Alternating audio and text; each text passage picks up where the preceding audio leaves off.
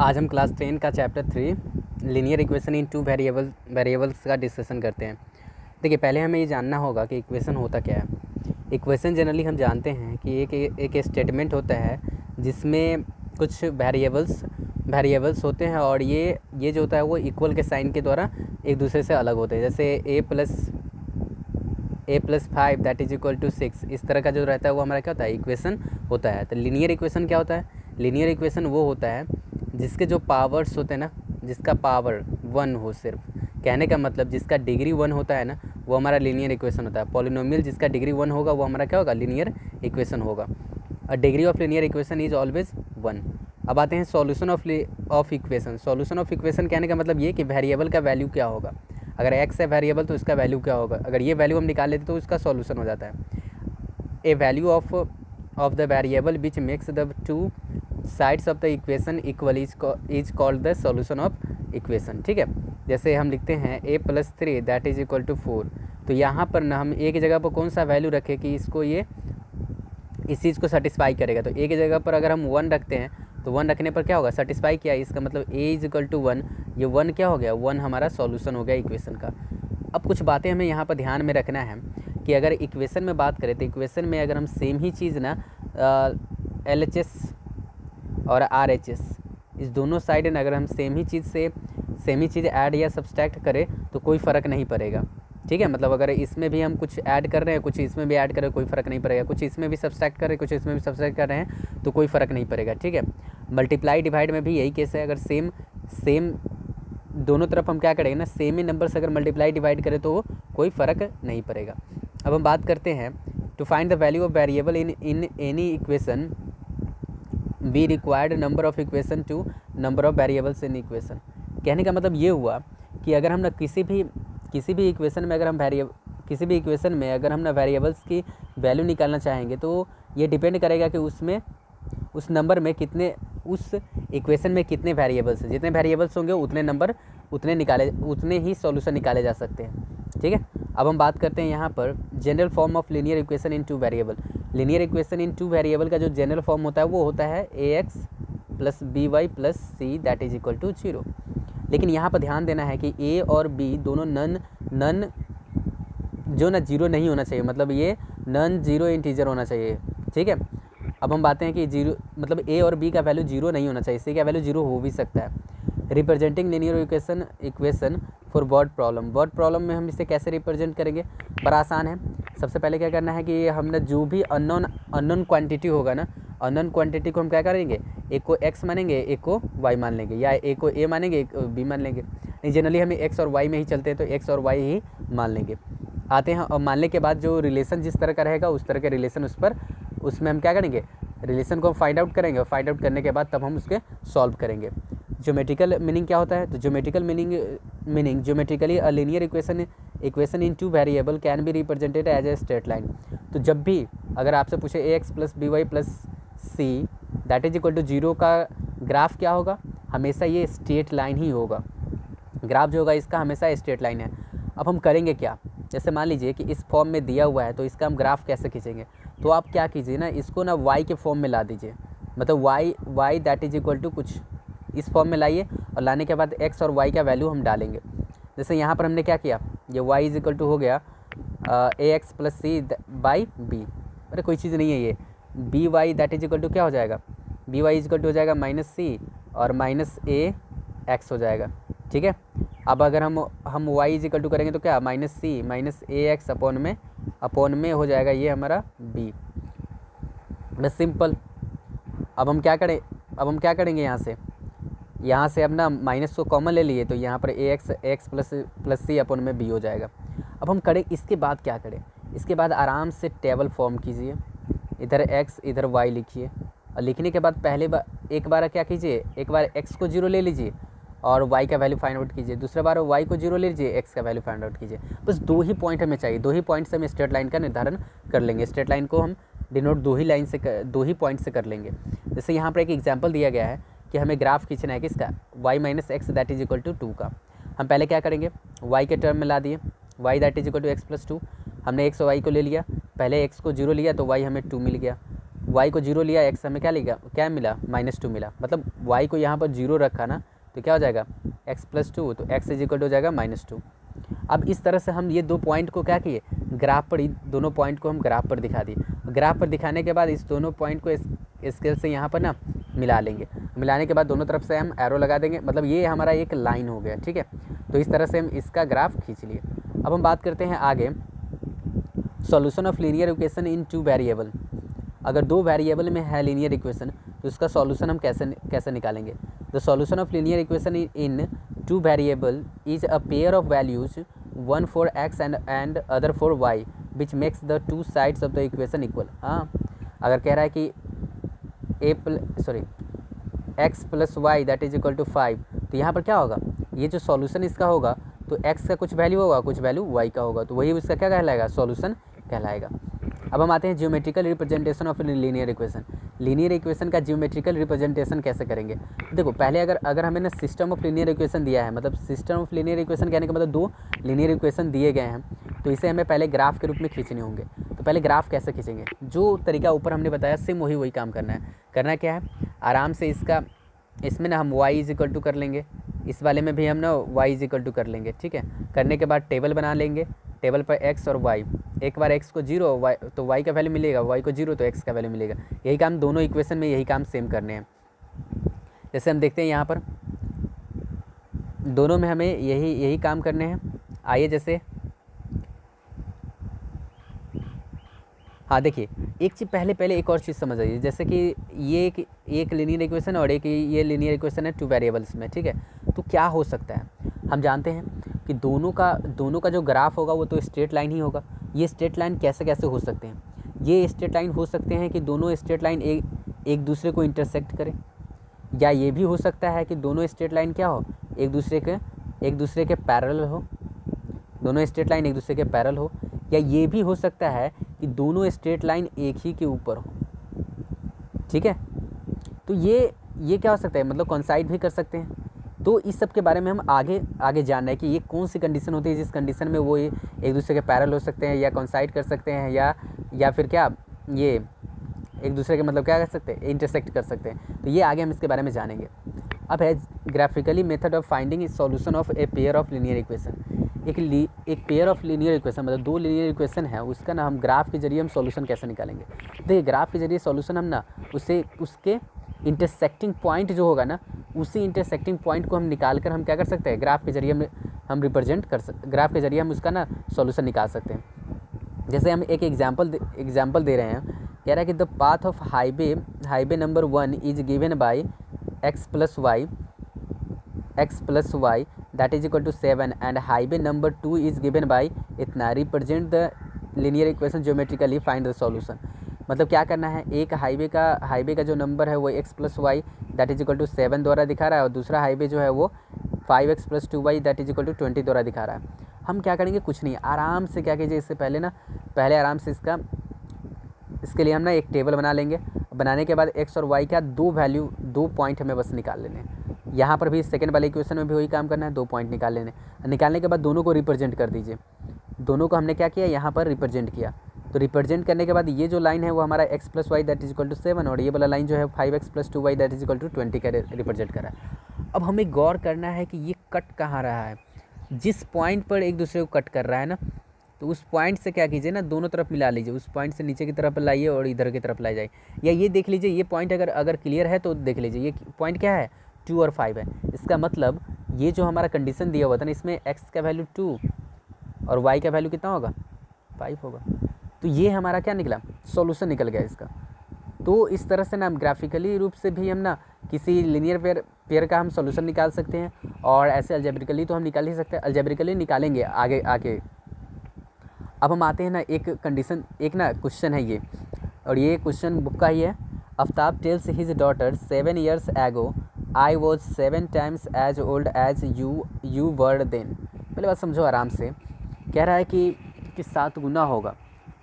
कह रहा है कि 7 years ago मतलब 7 साल पहले I was 7 times as old as you were then। Also 3 years from now I shall be 3 times as old as you will be। Represent this situation algebraically and geometrically.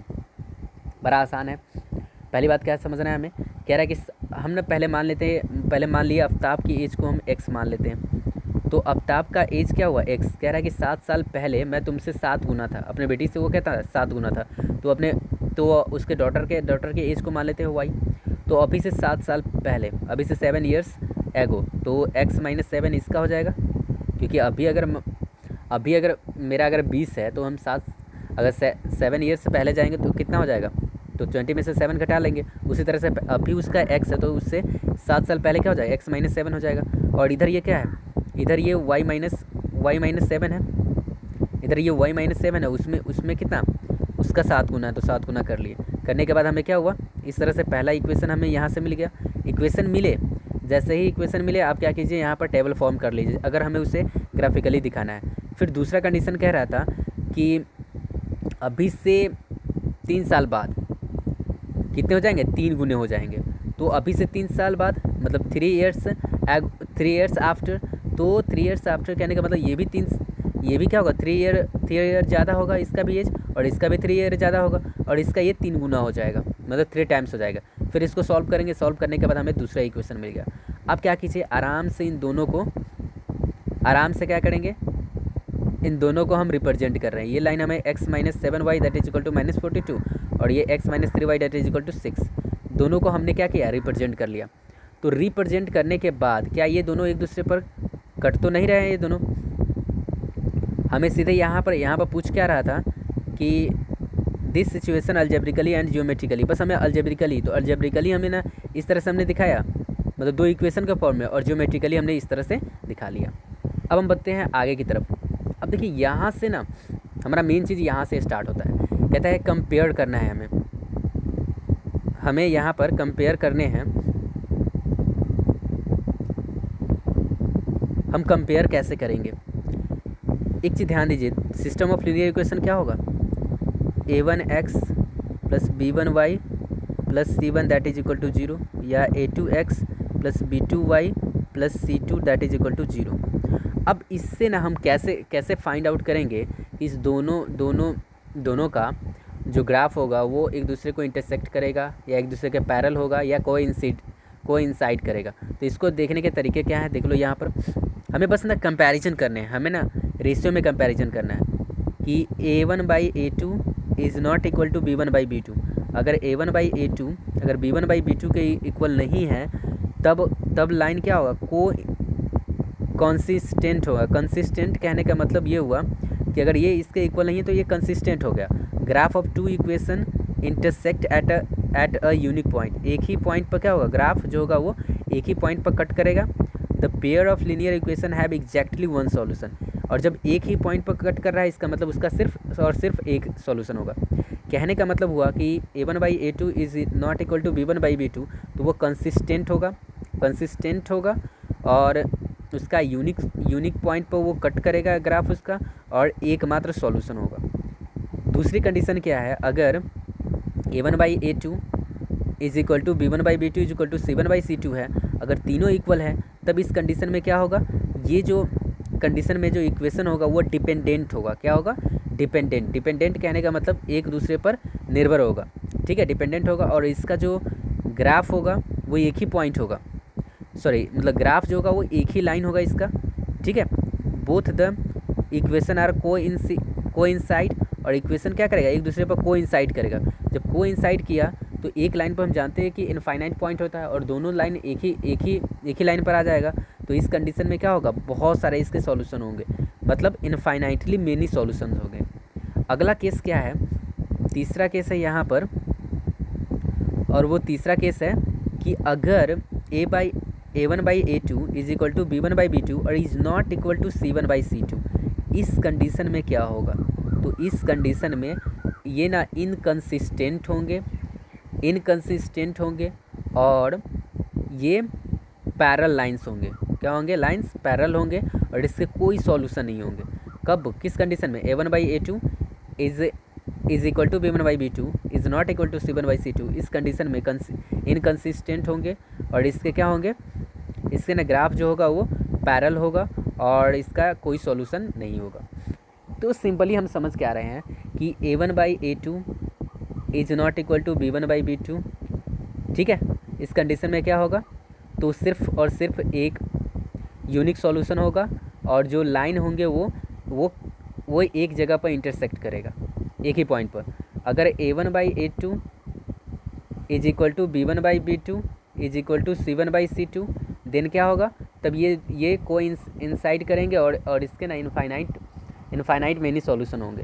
फिर अगर हम a1/a2 is equal to b1/b2 is not equal to c1/c2, तब क्या होंगे, तब parallel होगा और इसका कोई भी सॉल्यूशन नहीं होगा। अब हम आते हैं आगे, अलजेब्रिकल सॉल्यूशन हम कैसे करेंगे, वो तो हमने देख लिया ज्योमेट्रिकल सॉल्यूशन कैसे करते हैं। अलजेब्रिकल सॉल्यूशन कैसे करते हैं, तो अलजेब्रिकल सॉल्यूशन करने के लिए ना हमारे पास 4 मेथड होते हैं।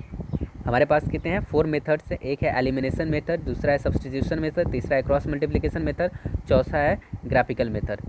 तो समझते हैं हम एक एक को। जैसे हमें कह रहा है पहला है हमारा, वो है सब्स्टिट्यूशन मेथड। ठीक है, सब्स्टिट्यूशन कहने का मतलब कि एक के जगह पर दूसरे को डाल दीजिए, एक के जगह पर दूसरे को डाल दीजिए। जैसे ये हमारा सिस्टम ऑफ इक्वेशन दिया हुआ है, y - 2x that is equal to 1 और x + 2y that is equal to 12। करना क्या है, हम यहाँ पर करते क्या है ना, यहाँ पर से किसी एक में से इसको पहले 2 इक्वेशन मान लीजिए। इसको मान लेते हैं पहला इक्वेशन, इसको मान लेते हैं दूसरा इक्वेशन। पहले इक्वेशन से हम क्या करते हैं ना, y का वैल्यू निकालते हैं। तो y का वैल्यू कितना होगा, 1 + 2x। अब यही जो y का वैल्यू है ना, इस y के वैल्यू को हम डाल देंगे किस वाले में, दूसरे वाले में। ठीक है, putting the value of y इन 2। तो 2 में हम जब डालेंगे तो क्या होगा, x + 2 और इसके जगह पर y डालते हैं तो 1 + 2x that is equal to 12। यहाँ से हमारा x का वैल्यू निकल जाएगा। तो जब हम इस तरह से करके, जब हम सब्स्टिट्यूट करके यहाँ पर डाल दिए, डालने के बाद हमें क्या होगा, 5x और ये x का वैल्यू हमें निकला 2। और चूँकि ऊपर हमने देखा कि y इज इक्वल टू क्या था, 2x + 1 था ना। अब हम यहाँ पर हम x का वैल्यू डाल रहे हैं, 2 × 2 + 1, ये हमारा 5 आ गया। तो ये मेथड हमारा होगा सब्स्टिट्यूशन मेथड। सब्स्टिट्यूशन कहने का मतलब कि एक के जगह पर दूसरे को डाल के एक वेरिएबल की जगह पर दूसरे वेरिएबल को रख दीजिए। अब हम आते हैं अगले पर, elimination method of finding solution of a pair of linear equation. Elimination method क्या होता है, एलिमिनेट करते हैं, कुछ मल्टीप्लाइड या डिवाइड करके हम क्या करते हैं, एक वेरिएबल को एलिमिनेट करने का काम करते हैं। अब इसमें क्या है सो देख लीजिए। जैसे हमारे पास यहाँ पर है कि एक हमारा इक्वेशन ये है और दूसरा इक्वेशन ये है, इसे हमें बनाने हैं एलिमिनेशन मेथड के जरिए। तो एलिमिनेशन मेथड में थोड़ा सा ध्यान दीजिए। जैसे x + 2y that is equal to 8 और 2x - 3y that is equal to 2। इसमें क्या होता है ना, कोई एक टर्म को हमें एलिमिनेट करना है, या तो आप x को एलिमिनेट कीजिए या y को एलिमिनेट कीजिए। तो इसे ना एलिमिनेट करेंगे मल्टीप्लाई या डिवाइड करके, जनरली हम मल्टीप्लाई करके करते हैं। यहाँ पर गौर कीजिए, यहाँ पर क्या है, x का कोएफिशिएंट 2 है, यहाँ पर x का 1 है। अगर हम इस वाले में 2 से मल्टीप्लाई करके और उसमें से हम इसको घटा ले सेकेंड वाले को, तो क्या एलिमिनेट हो जाएगा, तो x तो एलिमिनेट हो जाएगा। वही हम काम करते हैं। पहले क्या करेंगे, हम ना 2 से इसमें मल्टीप्लाई कर लेते हैं। तो जब हम ना पहले वाले इक्वेशन में 2 से मल्टीप्लाई करेंगे तो कितना हो गया हमारा, ये हो जाएगा 2x + 4y that is equal to 16। इधर हो जाएगा ये 2x - 3y that is equal to 2। हम अब क्या कर रहे हैं, हम सब्सट्रैक्ट कर रहे हैं। ये वाला तो गया, अब यहाँ पर ये प्लस हो जाएगा और ये माइनस हो जाएगा। तो कितना हो गया, 4y और + 3y 7y that is equal to, ये हो जाएगा 14। तो y इज इक्वल टू कितना है, 2। अब y का वैल्यू 2 आ गया, तो यही y का वैल्यू 2 ना हम इस दोनों में से किसी में भी रख कर x का वैल्यू निकाल सकते हैं। मतलब y का वैल्यू हम इस दोनों में से किसी में भी पुट करके हम x का वैल्यू वहाँ से निकालेंगे। तो ये हमारा मेथड कौन कहलाता है, ये मेथड एलिमिनेशन मेथड कहलाता है। ठीक है, हाँ यहाँ पर उस देख भी सकते हैं, एलिमिनेशन मेथड है। हमने क्या किया, उसमें 2 से मल्टीप्लाई किया और उसके बाद 2 से मल्टीप्लाई करके इस इक्वेशन को लेकर सब्सट्रैक्ट कर लिया। सब्सट्रैक्ट करने के बाद हमें वैल्यू निकल गया। अब हम बात करते हैं अगले वाले पर। अगला है हमारा वो क्रॉस मल्टीप्लिकेशन है। ये बहुत इम्पॉर्टेंट है ये, क्योंकि क्रॉस मल्टीप्लिकेशन ना सबसे ईजी होता है। और इस मेथड से ना हम किसी भी इक्वेशन को आराम से, जो ये सिस्टम ऑफ टू अगर लीनियर इक्वेशन है ना, तो उसको हम सॉल्व करने के लिए सबसे बेहतरीन मेथड ये माना जाता है। ठीक है, तो इसमें होता क्या है, आराम से देखो, इसको थोड़ा समझने की कोशिश करना है। a1x + b1y + c1 that is equal to 0, a2x plus b2y plus c2 that is equal to 0। ध्यान दीजिए हमें x को निकालना है, x को ऊपर लिखेंगे, ठीक है। बाई में क्या करेंगे, ध्यान दीजिए बाई में हमें करना क्या है ना, x वाले को ना हम क्या करते हैं, x वाले को ढक लेते हैं। इधर ना हम x वाले को क्या करेंगे, कवर कर लेंगे।